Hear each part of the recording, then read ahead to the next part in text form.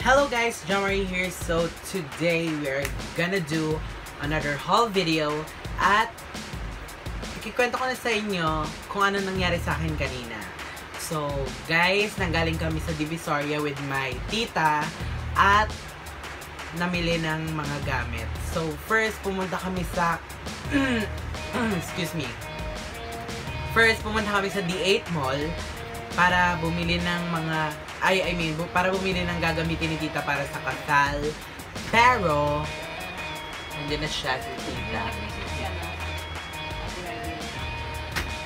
Pero ang result is marami kaming nabili, guys. Marami siyang nabili doon. Si Mama Go hindi lang damit. Pero ayun na nga. So, let's proceed sa ating haul video. So, ito yung tita ko. Kasama siya sa video. So, ayun guys. Without further ado, let's get into the haul video. Click pan. Okay, nakum na. Ay, na-clarify na ba? Zari. Okay, Zari. Ay, kaya ating sisilan yung waste button.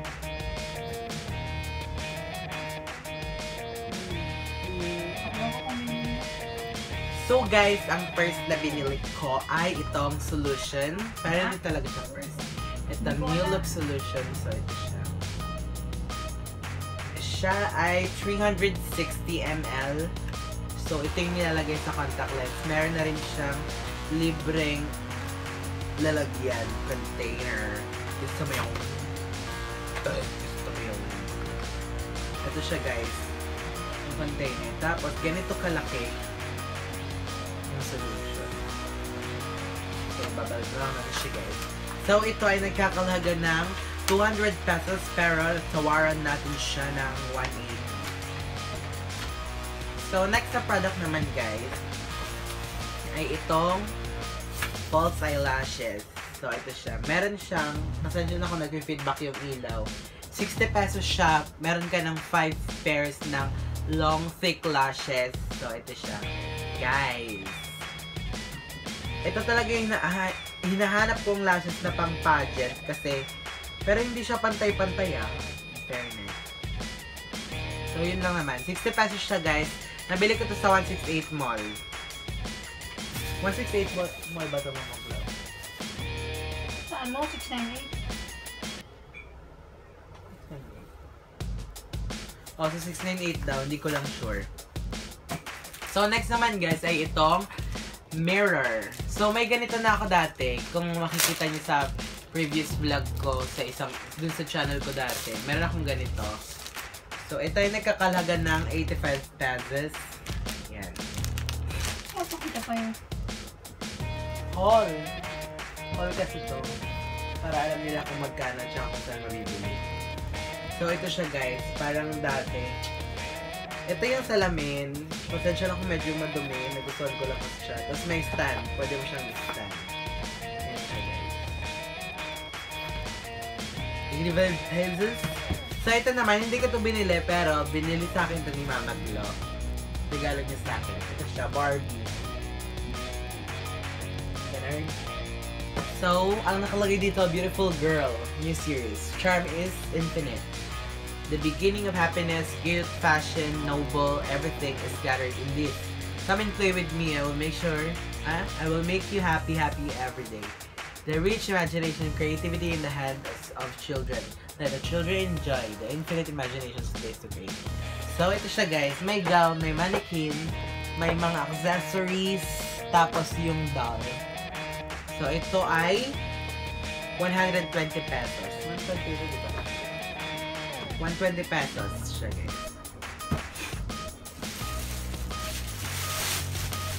So, diba? Ang mga resibo andito. So, next naman guys ay itong mga products na to nabili ko sa 698 Mall. Tapat ng 1618 guys. So, ito siya. So, let's open na lang muna and proceed sa mga nabili.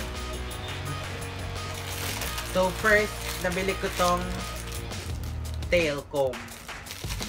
Tail comb na to. It's just 21 pesos. Tapos meron ka ng dozen. 2, 4, 6, 8, 10, 12. Meron ka ng isang dosena ng tail comb. So, mura na. Mura na siya, guys. Next naman is itong Take Me on Vacation. May brand na ganito na original pero peke ito. Itong eyeshadow na to. Ako na nagsasabi, guys. Ito siya. Yan. So, pasensya na. So, magsa-swatch tayo ngayon ng mga eyeliner. Kasi yung mga gusto ko lang. Ito. Okay. Ito, yung mga matte lang. Swatch natin.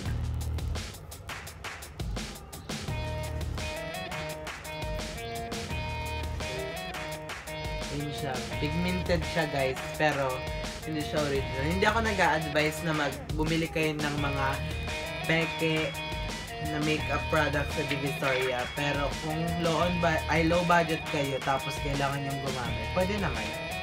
As long as hindi sensitive yung skin nyo, guys. So, guys, ang next ko naman na nabili ay hindi pala. Ito ay 130 pesos. Yan. So, itong eyeshadow na to, 130 pesos. Next naman, guys, ay itong nail. Acrylic nail. Color white. So, yun yung dinidikit lang dito sa nails, guys. 42 pesos siya, tapos dalawa yung binili ko. So, 84. Galing-galing ko rin sa math. Pwede na. So, guys naman, itong nabili ko, ear candle. Hindi lalagay sa ear pag maglilinis ng tayo. Pang tanggal lang tutuli. Ito yun, guys. I-video ko na lang later siguro yung process. So, ito 15 pesos lang to. Kukuha pa dapat ako marami kanina kasi naisip ko gagastos din pala ako. So, dito siya, guys. Next naman, guys, ay itong pasensya na kung may naririnig kayong maingay kasi train niya. Nandito ako ngayon sa Manila. Itong Bihon Band. Bihon Band daw to. Itong nasa ulo ko ngayon, ito siya. Sa halagang 30 pesos, meron ka ng isang dosena nito ng Bihon Band. So, dito siya. Next naman ito, cotton buds. Mabilis kasi kaming maubusan ng cotton buds dun sa probinsya. Kinakain ni mama ko. Kaya kinakain daw po ni mama ko, sabi ni Mama Glo. Tapos ito siya. 42 pesos. Ito siya, guys. Napakarami na niya. So, next naman is bumili ako ng coffee sa Starbucks. Charot. Galing to din sa 698. So, ito siya. Ang cute-cute. For only 75 pesos, meron ka ng Starbucks na bottle na very cute. Tapos with bag pa. Limited edition to, guys. Kanina kasi mag-isa lang tong nandun nung nakita ko siya. So, dito ka na. 75 pesos yan. Next naman, guys, is itong acetone.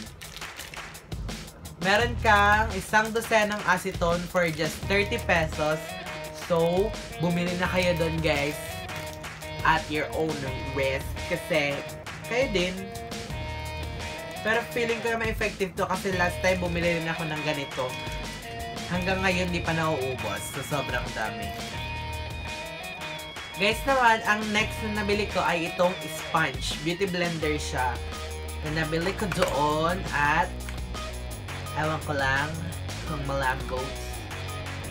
Medyo malambot lang. Pero feeling ko ito yung pag binasa mo ito yung lalaki lalo. Feeling ko lang. Ito yun. So, malambot naman siya, guys. This is 35 pesos. 35 pesos lang siya, guys. Meron ka ng beauty blender. Next naman, guys, ay itong lalagyan na ng cellphone. Kasi magsiswimming kami sa Christmas. Pero hindi pa sure. 35 pesos lang siya, guys. Ito yung lalagyan ng cellphone kapag mag-swimming ka. Para hindi mabasa. Hindi ko lang sure kung kung hindi napapasukan ng tubig talaga yan. So, ito siya, color blue, guys. Next naman ay itong Mini Star Professional Makeup New Master. Galing ibang bansa ata to, iba yung language. So, ito siya, guys. China. Baka nga, made in China. 75 pesos lang siya, pero okay na to for 75 pesos. Arte ka pa ba 75 na meron ka na highlighter. So, ito siya, guys. Ayan.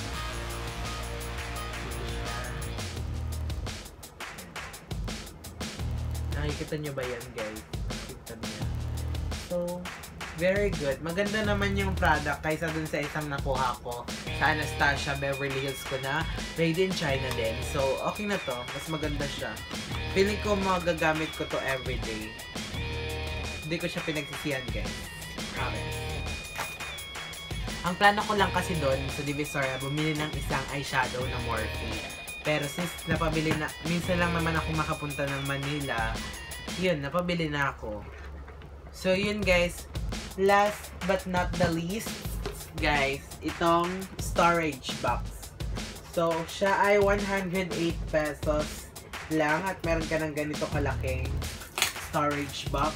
Pinaglagyan ko ng lahat ng makeup na nabili ko dun sa 698. So, ayun lang, guys, yung mga prices ng mga products na nabili ko ay lalagay ko sa description box below. Tapos, mag-comment din kayo sa comment section below kung anong gusto nyo pang mga pagawa sa aking video, guys. At thank you so much for watching and supporting, guys.